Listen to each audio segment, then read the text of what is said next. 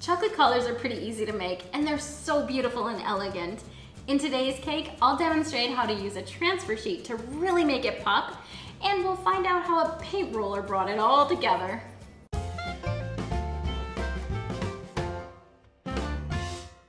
Hi friends, my name is Sherry Wright. Welcome to Every Cake Tells a Story. My goal is to help you build skills, gain confidence, and love others through cake art, or as I like to say, spread love like icing. Today's cake took a lot of time to prep, but once all those preliminary steps were done, it came together like that. Okay, let's get to it. The first step is leveling the cake. I always do it at my table, because then I can hook my arm into my hip and hold the knife steady while I spin the cake. I slowly work my knife in. 3 layers, check. The bottom of the cake typically has less crumbs, so I flipped it over and started stacking it. I took one look at that caramelization and knew I wanted to cut it off, so there wasn't a darker strip at the top of each layer. I used the same leveling technique. Okay, back to stacking. I piped a dam around the edge of the cake and then filled it in with lemon curd. The dam keeps the curd from oozing out and creating a bulge on the outer layer. This was a new recipe. It was a lemon cake filled with lemon curd topped with lemon buttercream. I wasn't sure if it would be received like this or like this.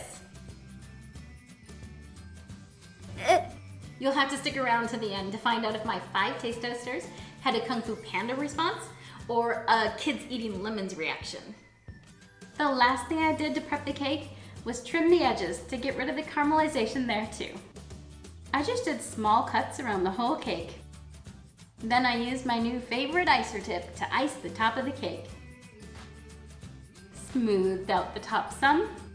I wasn't going for perfection yet, just quickly spread it out. And moved to the sides. Look, you can see bits of lemon zest in the icing. I used my bench scraper to smooth out those sides. Let me do split screen to show you the angle to hold the bench scraper. You can see I had it almost parallel to the part of the cake it was touching and perpendicular to my turntable. Enough math terms. It was straight up and down for my turntable. I finished getting the sides nice and smooth and then went back and forth between the top and the bottom till I got it just right. I had to pop it in the fridge to let it harden up. I find it hard to get every little line out of my final layer of icing, and I'm so particular about it. I've seen other decorators use a Viva paper towel to smooth them out, but I can't find them where we are in Canada. Then one day I was on the internet and I happened to see a low rolly frosting finisher from the Evil Cake Genius. It looks like a miniature paint roller. I wondered, would that really work?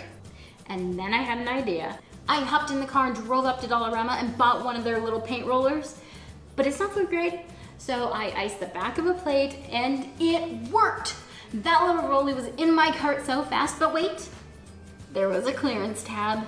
I found this beautiful chocolate transfer sheet and I knew I had to try that too. It was only a couple bucks. Okay, settle down. First things first, let me show you how to use the little rolly.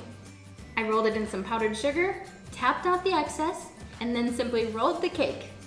It was so easy and I loved the results. I included basic icing tips here, but you'll find a link for the step-by-step tutorial in the description box below. I didn't want to run the risk of breaking the chocolate collar by moving it later, so once I had the icing complete, I transferred it to my platter. I slid 2 bench scrapers under it, made sure it was centered on the platter, and carefully pulled them out. Now it's time for the fun.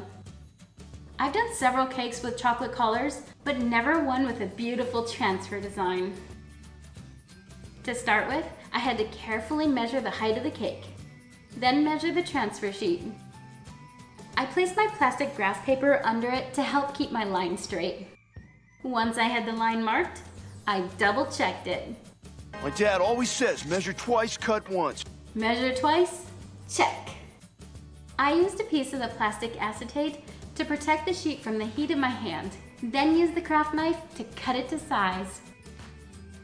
I found that scissors made the plastic rough, which would have made the chocolate a little rough around the edges, but who doesn't love chocolate regardless?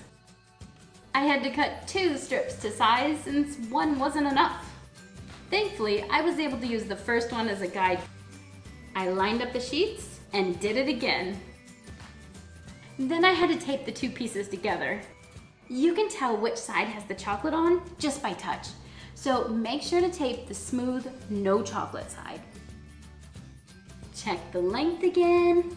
Now it's long enough. I started with a bowl of chocolate chips and melted them at 50% power in my microwave for 30-second intervals until it was fully melted. It couldn't be too hot or it would melt the blue strips on the transfer sheet. After it cooled a bit, I poured it onto my sheets and spread it out with my offset spatula. I picked up one end and wiped the extra chocolate off with my spatula. You can see the chocolate is soft and melted, but it's not dripping all over the place. That's important for picking it up and applying it. Then I just wrapped it around my cake, making sure the bottom touched the platter. I didn't want to play with this too much, but it wasn't completely against the sides of my cake. So I went over it quickly with my fondant smoother. Then popped it in the fridge again to harden some.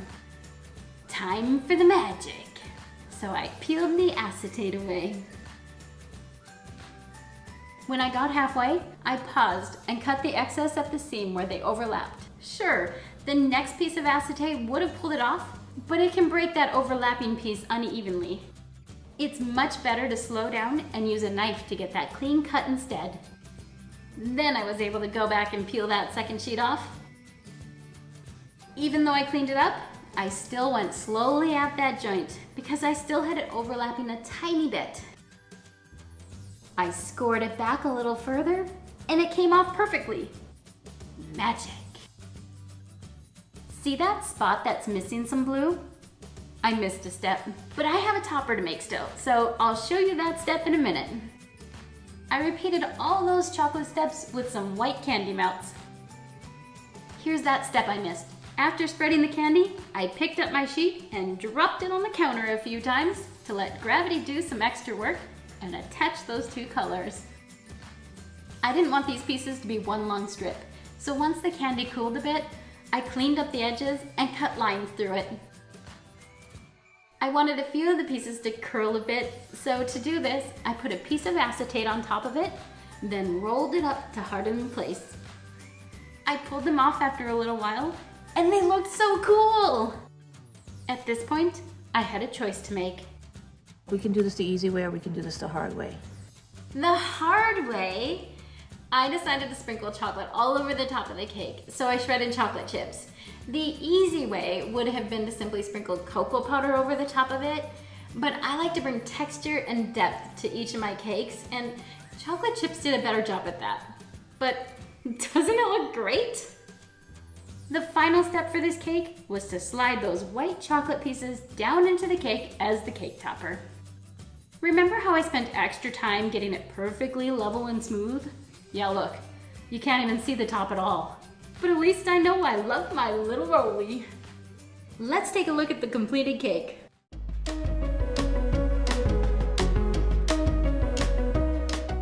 Hit that like button if you love this cake in the video, or if you can't wait to try a chocolate transfer sheet.